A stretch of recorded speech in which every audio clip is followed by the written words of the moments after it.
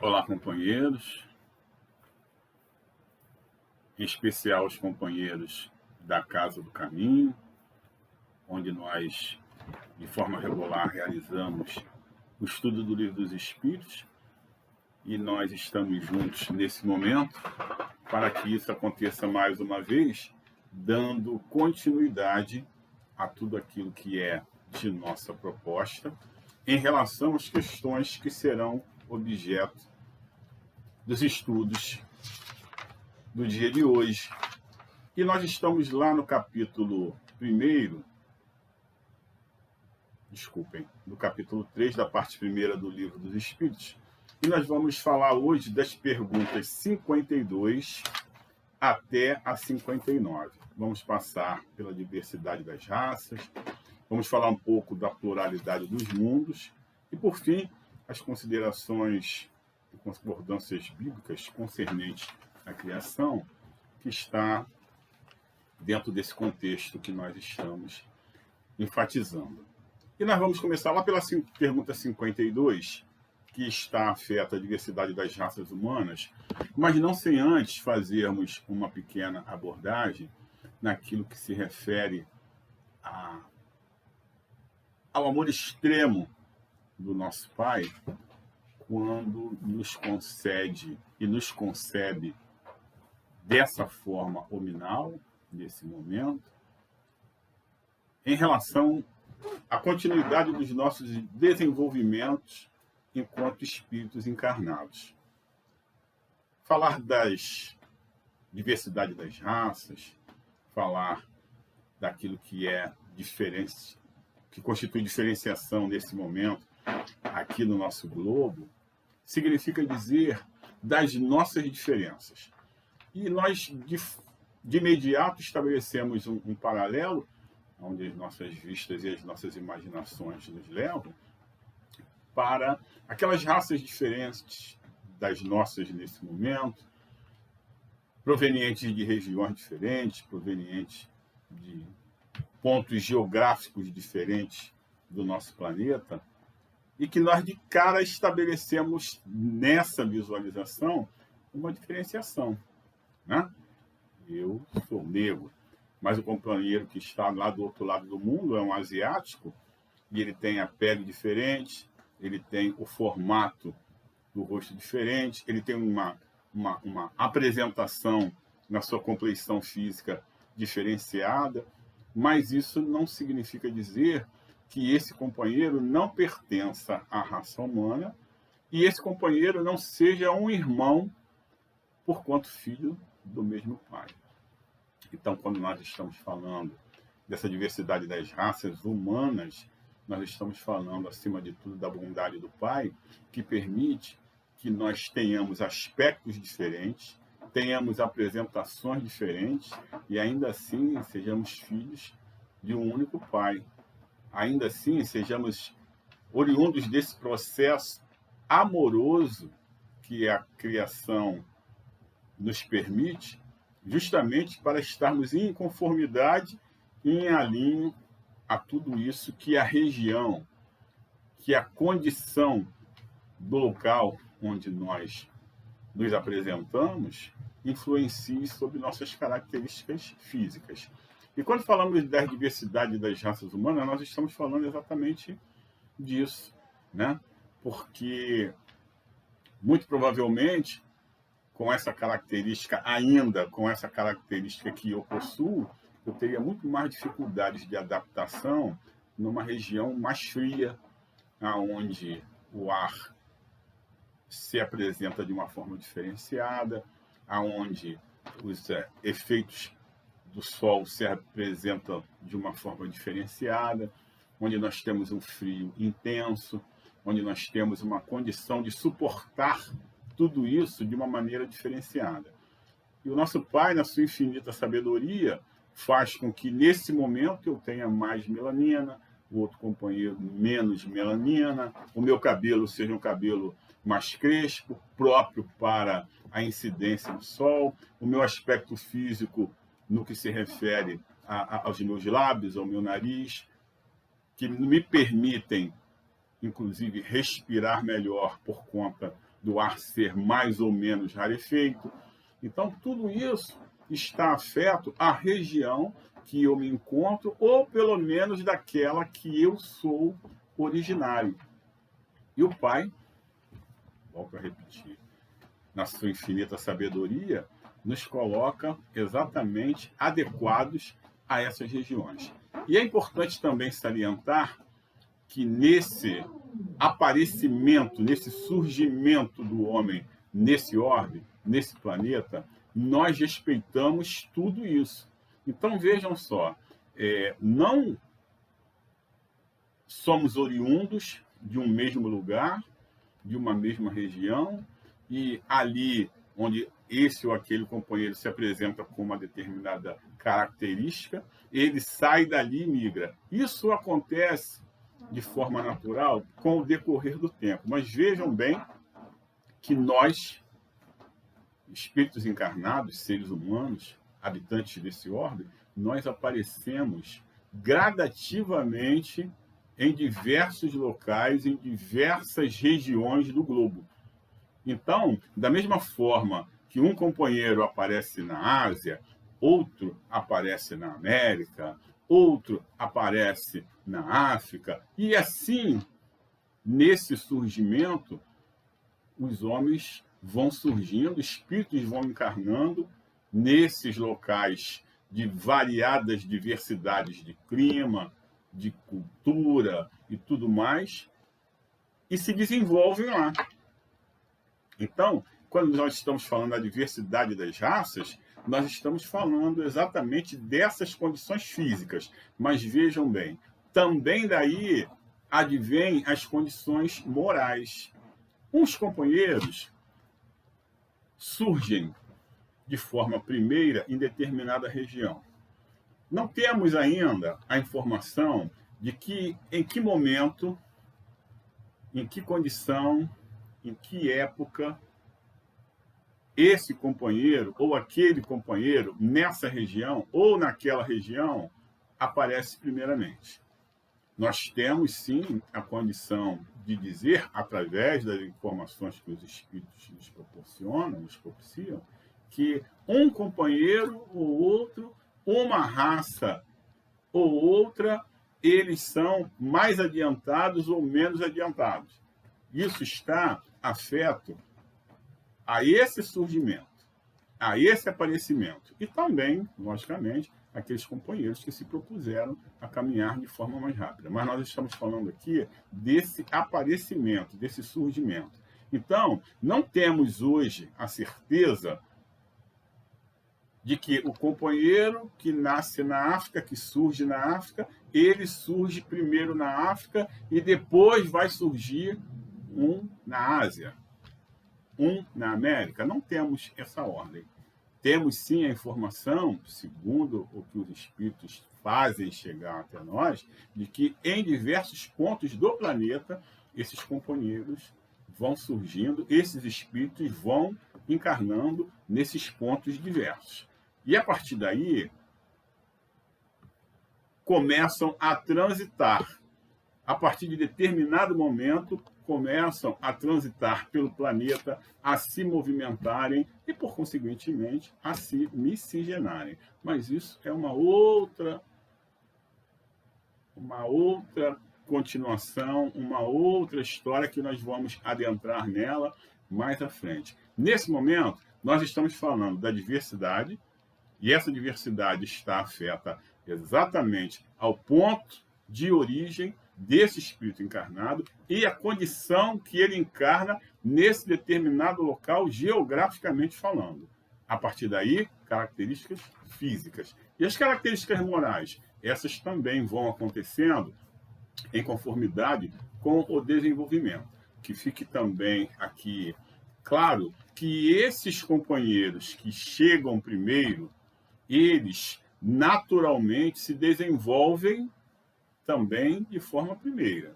E essa condição moral, estamos falando aqui de um regramento, tá?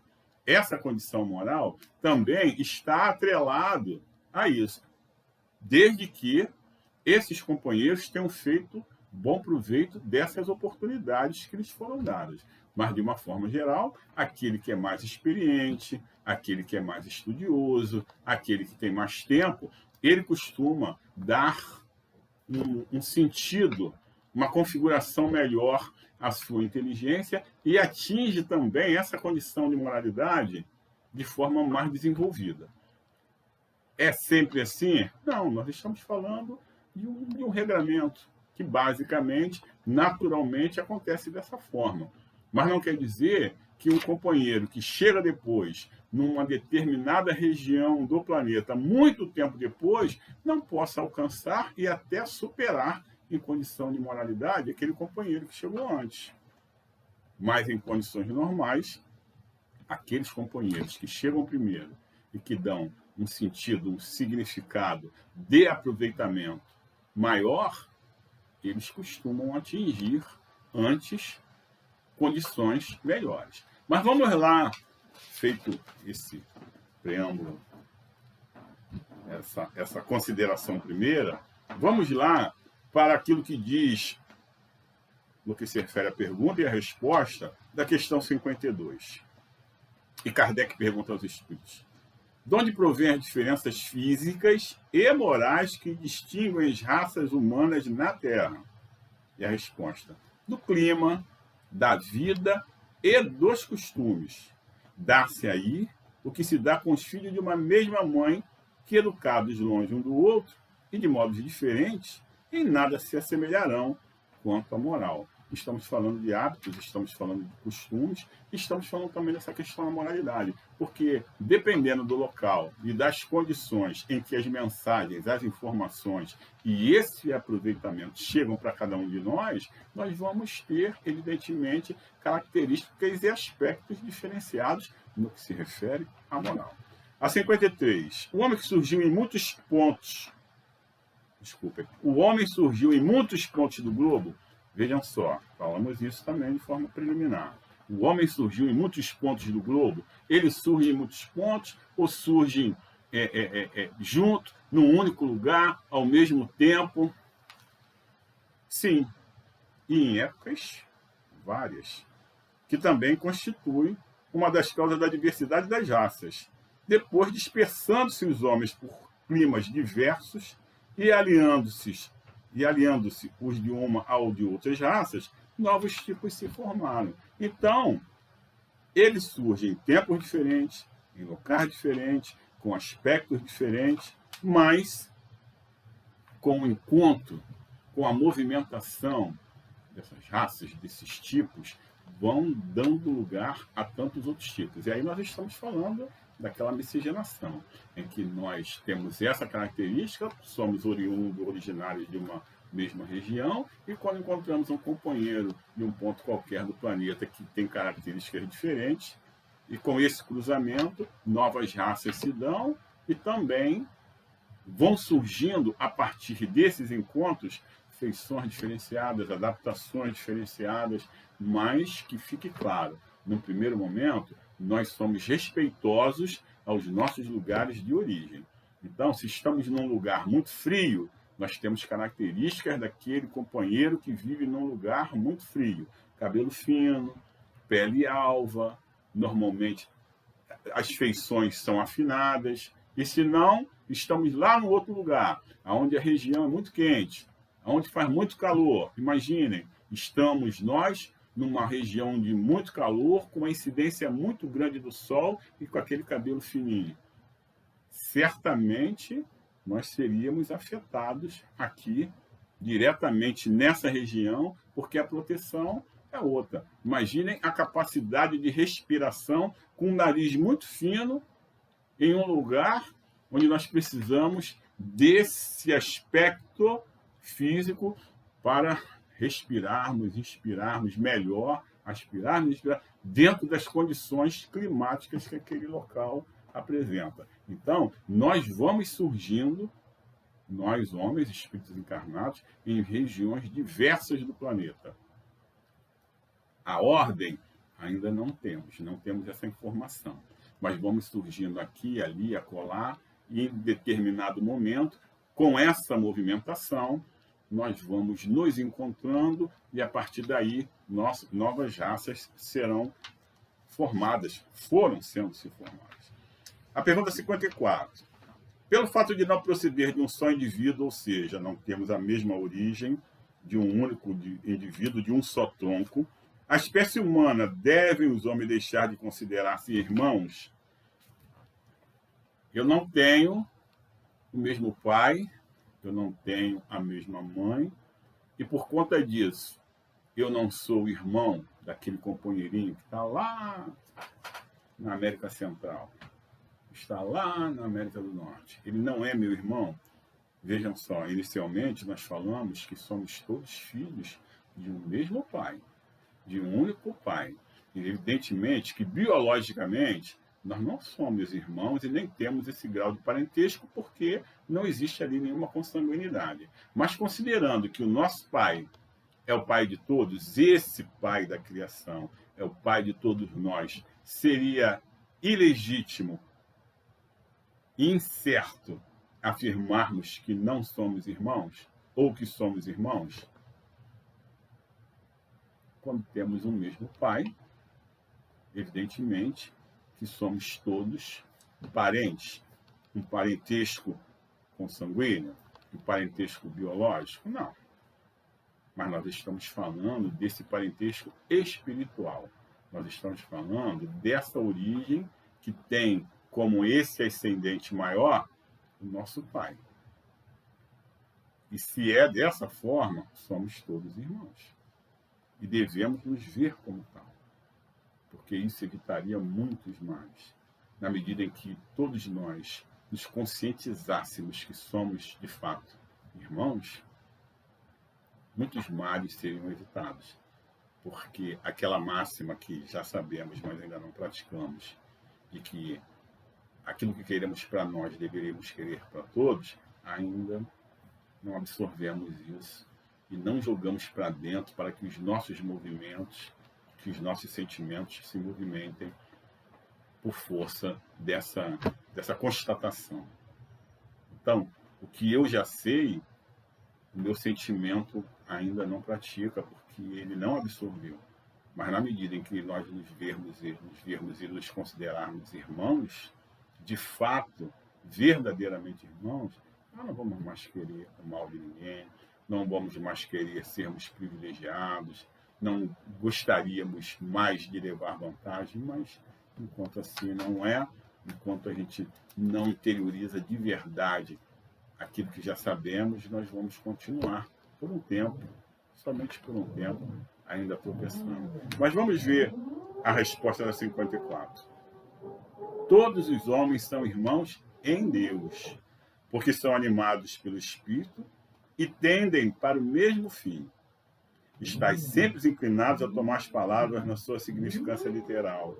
A significância literal é a seguinte: eu não sou um irmão porque eu não advenho de uma mesma árvore, não tenho o mesmo pai, não tenho a mesma mãe. Então, essa literalidade é o que faz com que a gente ainda não se veja dessa forma e irmanados dentro de um contexto geral, que é o nosso pai, é aquele que cria a todos nós espíritos. E se ele é o criador de todos os espíritos, evidente que nós somos irmãos. Mas ali na frente a gente vai abraçar não só essa ideia, mas esse conceito e vamos nos ver dessa forma. Vamos avançar aqui para a pergunta 55 e vamos falar da pluralidade dos mundos. Pluralidade dos mundos é exatamente aquilo que nós sabemos, ou melhor, desenvolvemos as ideias nesse sentido. Nós já estamos também trabalhando essa dinâmica a nível de ideia para que ainda nos vejamos como mais um dentro desse universo imenso, mais um planeta, mais um orbe. E a partir daí, entendermos que nada na criação é inútil. Nada foi feito para ficar estático. Nada foi feito de forma aleatória. E quando nós também tivermos plena consciência de que Deus atua, Deus cria e que Deus trabalha a todo momento, nós vamos deixar de nos vangloriar e de nos entendermos como únicos seres no universo enquanto habitantes de um determinado local, de um determinado planeta, de um determinado orbe. Então, nesse momento, falarmos que o nosso planeta é o único habitado no universo, não sei nem se seria divertido, ou se seria um excesso de vaidade, ou uma presunção incomensurada. Porque, evidentemente, que diante da grandiosidade, não só daquilo que já nos é permitido conhecer do nosso universo, mas também das possibilidades criativas do nosso Pai, não poderíamos nos ver como seres únicos dessa criação a nível de espíritos encarnados e a nível também de habitantes de determinado lugar. Seria, acima de tudo, não só prepotência, mas uma grande perda de finalidade falarmos de que nós somos os únicos no universo. Então, quando nós estamos falando da pluralidade dos mundos, nós estamos falando de vários tipos, aspectos, moldes de mundos que habitam esse universo tão grandioso, mas tão grandioso, que nós não temos, nesse momento, a condição sequer de uma observação precisa e correta e absoluta, porque não nos desenvolvemos ainda de tal forma que pudéssemos sequer fazermos algum tipo de viagem, ainda que fosse no campo das ideias, para observarmos outras formas de vida, outras formas de criação, outras formas de apresentação de espíritos dentro das suas vestimentas ou de invólucros que eles tomam por determinado tempo em determinados lugares e períodos. Então, nós ainda não estamos capacitados para isso, mas os espíritos informam de forma categórica dessa pluralidade. Eles informam que nós não somos os únicos a habitar em determinado planeta e nem somos, em contrapartida, o único planeta, o único orbe, o único corpo celeste habitado nesse processo criativo infindável que o nosso Pai nos permite, garante e proporciona também. Então, vamos falar aqui um pouquinho da pluralidade dos mundos, onde Kardec pergunta na questão 55. São habitados todos os globos que se movem no espaço? Sim. E o homem terreno está longe de ser, como supõe, o primeiro em inteligência, em bondade, em perfeição. Essa pergunta, a resposta que os espíritos dão, né? Vejam só como eles são generosos conosco, né? E o homem terreno está longe de ser, como supõe, o primeiro em inteligência e em perfeição. Mas ele coloca aqui também em bondade. É muita generosidade desses companheiros falar em bondade ainda para conosco e para que nós ainda nos permitamos sequer por um momento nos sentirmos bons, né? Certa feita foi perguntado ao Cristo e a indagação correta eu não me lembro. Mas eu me lembro que é uma passagem que ele é chamado assim, bom mestre, e a pergunta começa por aí, ou a indagação começa por aí, e o Cristo interrompe. E ele fala assim, por que me chamas de bom? Bom, só meu Pai que está nos céus. Me chame de mestre. Sim, eu sou mestre. Bom, não. Bom, só meu Pai que está nos céus. Vejam bem, o Cristo, ele se reconhece como não sendo bom, evidentemente que comparativo ao nosso Pai. Mas ele deixa claro, bom só meu Pai que está nos céus. E os Espíritos colocam aqui para a gente, ó, que a gente estamos longe de ser, como nos supomos, o primeiro de inteligência em bondade e em perfeição. Então, apenas um adendo, porque estamos longe de sermos bons e, a partir daí, estamos muito distantes de praticarmos a bondade, ainda que de uma forma razoável. Nós estamos caminhando, né? Estamos trilhando, estamos evoluindo, mas ainda não temos aquilo que é necessário para a prática do que seja a bondade. E aí ele continua assim: entretanto, há homens que se têm por espíritos muito fortes e que imaginam pertencer a este pequenino globo o privilégio de conter seres racionais. Ou seja, alguns companheiros se iludem ainda que o nosso planeta, o nosso globo, é o único habitado. Isso, inclusive, é presunção. Orgulho e vaidade. Julgam que só para eles criou Deus o universo. E não precisamos nem nos alongarmos muito, né? Porque, mesmo diante daquilo que nos é permitido conhecer, quando nós observamos o nosso sistema solar, mesmo no nosso sistema solar, nós já percebemos a nossa pequenez, né? A nossa pequenez.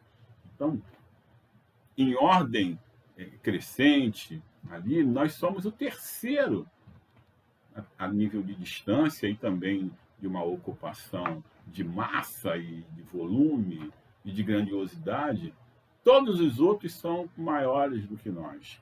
E nós imaginarmos, dentro desse nosso sistema solar, que nós, apesar da nossa pequenez, somos os únicos que habitam um determinado globo no universo, ou que somos nós o único planeta habitado no universo, é de fato muita presunção.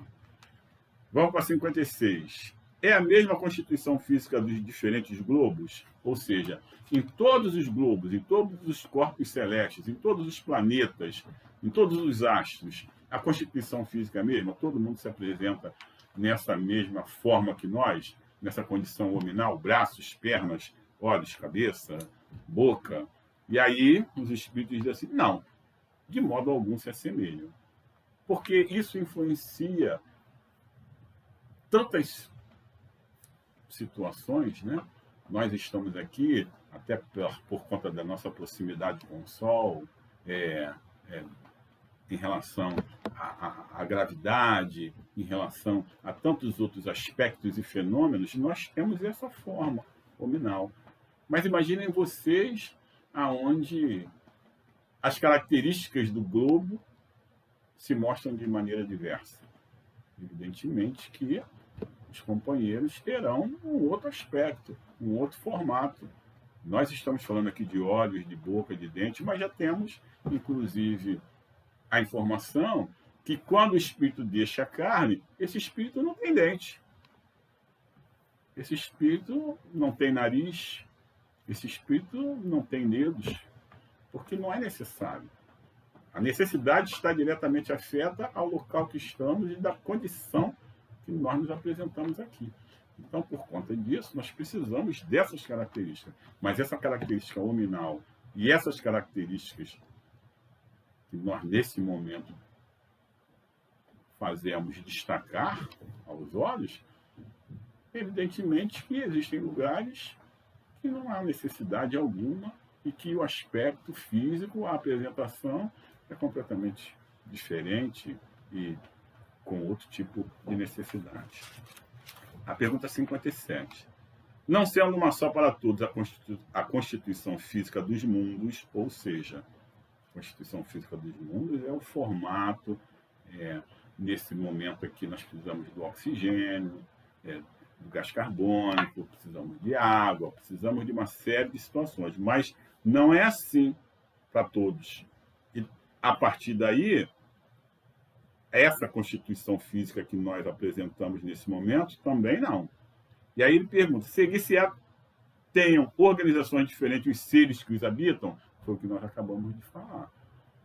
Se nesse momento eu tenho aqui uma condição de oxigênio, de hidrogênio, de gás carbônico e tantos outros elementos, e eu preciso dessa absorção, preciso de aparelhos, de órgãos e tudo mais que façam com que eu absorva tudo isso da maneira que me é necessária. Agora, se eu estou num lugar onde as características dos elementos são diferenciadas e que eu também preciso absorver esses elementos, por que eu precisaria desse tipo de constituição física para estar em um lugar diferenciado aonde a necessidade é outra? Então, não. E aí ele fala aqui, ó, dessa constituição física desses mundos, as organizações são diferentes nos seres que habitam? Constituição física. E ele fala, sem dúvida, é diferente. Do mesmo modo que no vosso, os peixes são feitos para viver na água e os pássaros no ar. É uma boa distinção, né? Os espíritos são muito assertivos. Esses companheiros que estão submersos na água, os peixes, os seres aquáticos, as constituições deles são iguais às nossas? Não, porque lá a necessidade é outra.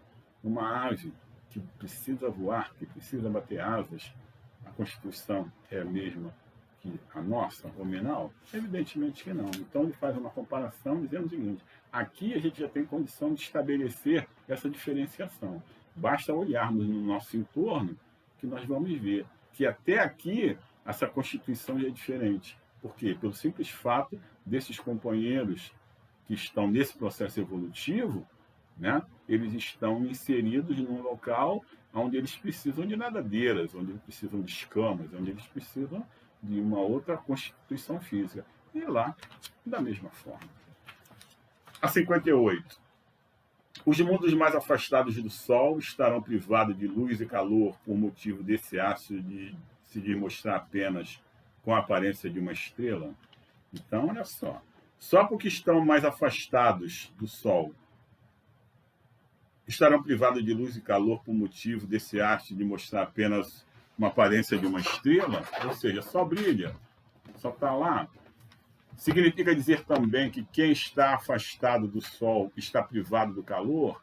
A nossa fonte aqui maior de calor, não única, mas maior de calor e elemento fundamental, preponderante, é o Sol. Sabemos disso. Mas e aqueles que estão afastados do Sol? Eles estão privados desse calor? E aí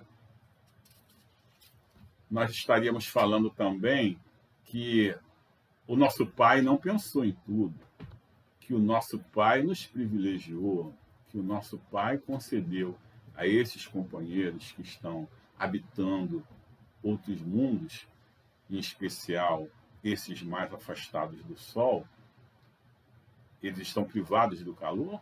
Evidente que não. Evidente que não. Mas vamos diretamente à resposta. Como os Espíritos falam assim. Pensais então que não há outras fontes de luz e calor além do Sol? E em nenhuma conta tendes a eletricidade, que em certos mundos desempenha um papel que desconheceis, e bem mais importante do que o que lhe cabe desempenhar na Terra? Ou seja, lá, nesses outros mundos, a eletricidade tem um aproveitamento muito maior do que o que nós damos aqui, nesse momento. E essa fonte de calor, essa origem de calor, pode estar na eletricidade. Demais, não dissemos que todos os seres são feitos de igual matéria que vós outros, e com órgãos de conformação idêntica à dos vossos. Ou seja, eles não disseram isso. Nós aqui precisamos desse elemento ou de tudo aquilo que o Sol faz chegar a nós. Mas é sempre assim? Ou seja, como foi dito e ressaltado, o nosso Pai não pensou nesses companheiros, os deixou à deriva? Evidentemente que a eles, e nesses locais, nesses órbitas, nesses planetas, existem elementos e fontes de calor iguais a que o Sol produz e muitas das vezes até mais proveitosa. Nós aqui tiramos proveitos e já fazemos com que a eletricidade seja produtora de muitas situações. para nós. Mas ainda assim, em um aspecto pequeno, dentro de tudo aquilo que ela pode proporcionar e que a nossa inteligência pode tirar de proveito dessa eletricidade. E em outros locais, os outros companheiros mais desenvolvidos, os outros companheiros que já caminharam mais, esses outros companheiros que estão à nossa frente, são companheiros que tiram um proveito maior e que aquilo que nosso Pai nos concede e concebe a nível de aproveitamento, de organização e de usufruto, inclusive, das nossas inteligências, é muito mais atuante. E esses companheiros fazem disso muito melhor uso. Esses elementos, eles se mostram naturalmente em conformidade com aquilo que já caminhamos e que já percebemos. Então, a partir daí, nós tiramos o melhor proveito. Nós aqui, quando estamos falando do povoamento do nosso globo, estamos falando da diversidade das raças, estamos falando da pluralidade dos mundos, estamos começando a entender esse processo de tudo aquilo que é de potencial do espírito. Mas, evidentemente, que quando avançarmos não só nos nossos estudos, mas nas nossas experiências a nível de caminhada espiritual, claro que teremos mais informações, claro que faremos melhor uso das nossas inteligências, e é claro também que nós estaremos muito mais propensos a organizar tudo isso de uma forma proveitosa. Mas não esqueçamos, o amor é fundamental dentro desse processo, porque senão de nada adianta esse conhecimento, de nada adianta a exploração de tudo que a nossa inteligência é capaz de propiciar e absorver, se não tivermos em nossos corações o exercício maior de tudo isso, que é o bom uso e a aplicabilidade do nosso conteúdo maior, potencial maior e de condição maior que o amor permite. Então, que façamos bom uso do amor, que façamos bom uso do conhecimento, que continuemos estudando o Livro dos Espíritos naquilo que esses companheiros mais evoluídos, mais experimentados, são capazes de nos ofertar e que todos nós possamos fazer um ótimo uso de tudo que nos chega.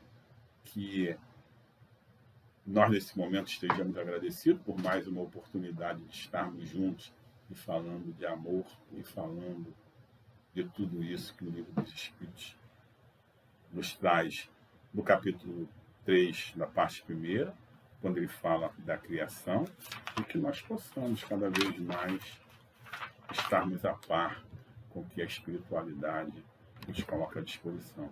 Que Deus nos permita sempre a absorção, o bom desempenho e a efetivação maior de tudo que nos é trazido e proporcionado.